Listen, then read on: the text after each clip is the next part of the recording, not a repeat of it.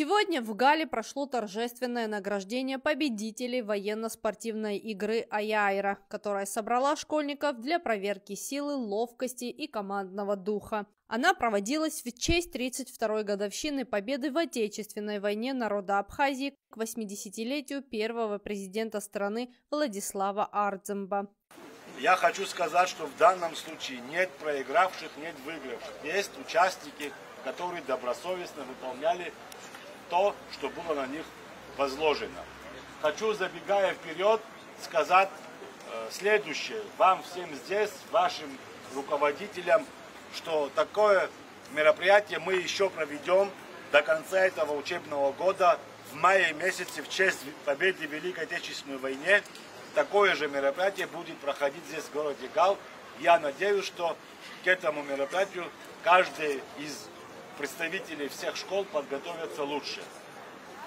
Я еще раз вам выражаю благодарность от лица отдела образования администрации Галского района, лично от себя, как руководителя организации этого мероприятия, благодарен за то, что вы эти 3 дня, каждый день с утра приезжали сюда, готовые отстоять честь и достоинство своей школы. Еще раз хочу вас поздравить с победой в Отечественной войне народа Абхазии.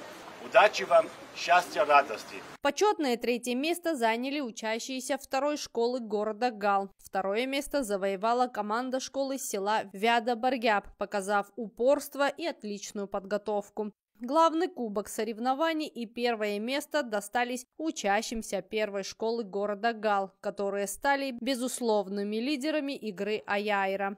Вот взяли 1-е место, рад очень сильно. Это командная работа, усердно тренировались. Всем благодарю, вручили много медалей, грамоты, все рады. И еще мы желаем Галскому району в республиканском соревновании, чтобы взяли 1-е место. Мы очень рады, что получили 2-е место. Спасибо, хочу сказать всей команде. И в будущем надеемся, что займем 1-е место.